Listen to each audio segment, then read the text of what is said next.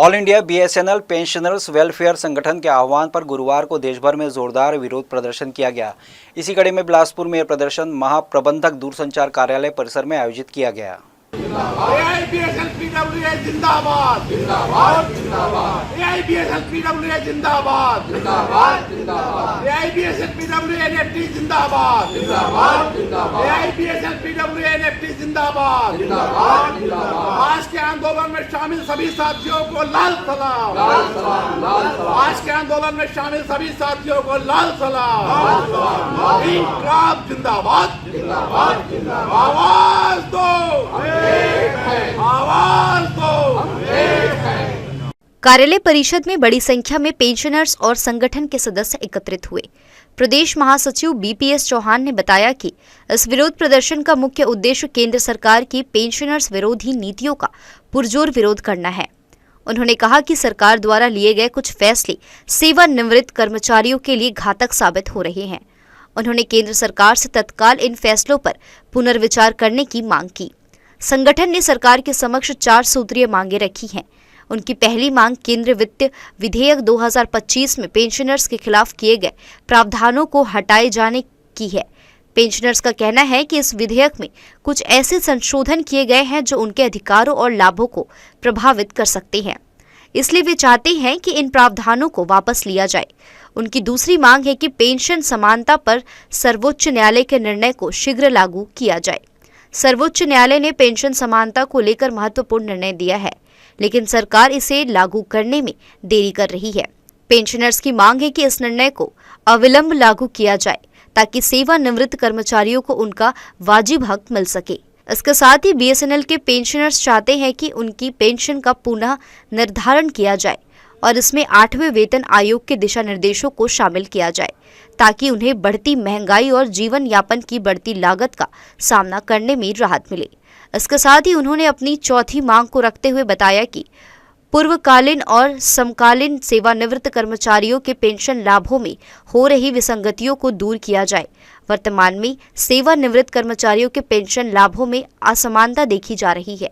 कुछ पुराने पेंशनर्स को कम लाभ मिल रहे हैं, जबकि नए सेवानिवृत्त कर्मचारियों को अधिक लाभ दिया जा रहा है। देखिए मैडम, ये हमारा all India BSNL pensioners welfare association हमारे सेंट्रल हेडक्वार्टर जैसा हमको निर्देश मिला, उसके अनुसार जो हमारी 4 सूत्रीय मांग है, जिसमें एक वित्त विधेयक 2025 है जो अमेंडमेंट किया जा रहा है मिसेस सीतारमण द्वारा जो है, उसको वापस लेने का एक है। दूसरा क्या है कि पेंशनर्स एसोसिएशन में जो जूनियर पेंशनर्स हैं, जो मैंने पास्ट के जो पेंशनर्स हैं, वर्तमान के जो पेंशनर्स, इसमें जो डिस्क्रिमिनेशन कर रहे हैं वो नहीं होना चाहिए। वो हमारे आपके सुप्रीम कोर्ट के आदेश का, जजमेंट का उल्लंघन है। जो डीएस नकारा वाले केस में जो है 5 जस्टिस ने जो जजमेंट दिया था कि पेंशनर्स की जो उनको जो लाभ मिलता है उसमें कोई डिस्क्रिमिनेशन नहीं होगा कि ये जूनियर पेंशनर, ये सीनियर पेंशनर, वो नहीं होना चाहिए। और 2 एक मांग और है हमारी, जो एक पेंशन रिवीजन के मामले में। पेंशन रिवीजन हमारा मामला चल रहा है दिल्ली में हाई कोर्ट में। अभी 22 अप्रैल को जो सुनवाई है, पहले सिंगल बेंच सुन रहा था, अभी वो डीबी में चला गया।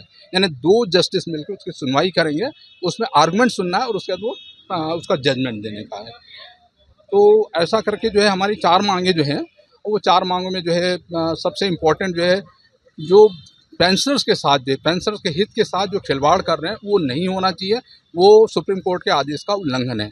हाँ, नहीं, ये जो रणनीति हमारी जो है वो हमारा सेंट्रल हेडक्वार्टर तय करता है दिल्ली से, और उसी के अनुसार जो ये फर्स्ट स्टेज है जो डिमॉन्स्ट्रेशन प्रदर्शन का होता है।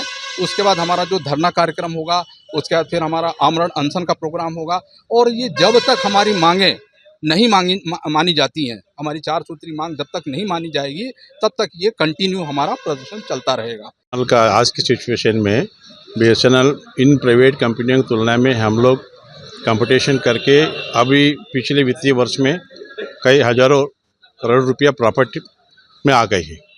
लेकिन हमारे अधिकारी कर्मचारियों का और पेंशनर अधिकारी कर्मचारियों का वेज रिवीजन हमारा 1 जनवरी 2017 से पेंडिंग है। तो इसको लेकर भी हम लोग वर्किंग यूनियन भी आंदोलन में चल रही है।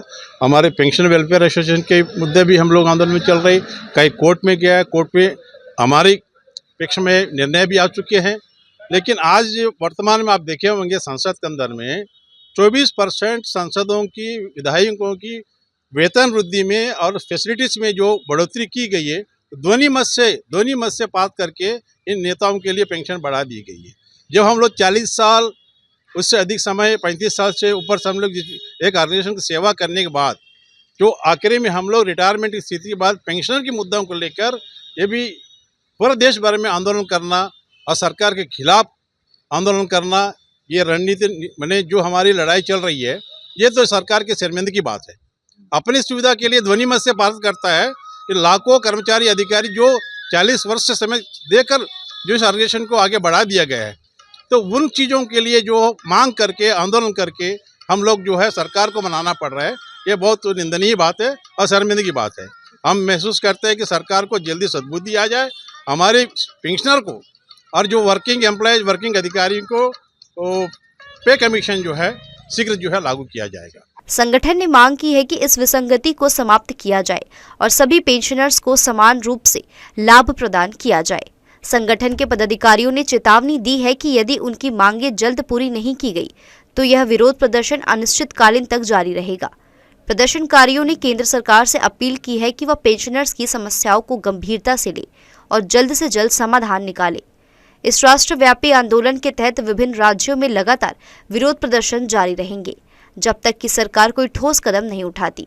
इस विरोध प्रदर्शन से स्पष्ट है कि बीएसएनएल पेंशनर्स अपने अधिकारों के लिए संघर्ष कर रहे हैं और जब तक उनकी मांगें पूरी नहीं होती तब तक वे पीछे हटने को तैयार नहीं हैं। जी न्यूज़ के लिए प्रियंका सिंह की रिपोर्ट।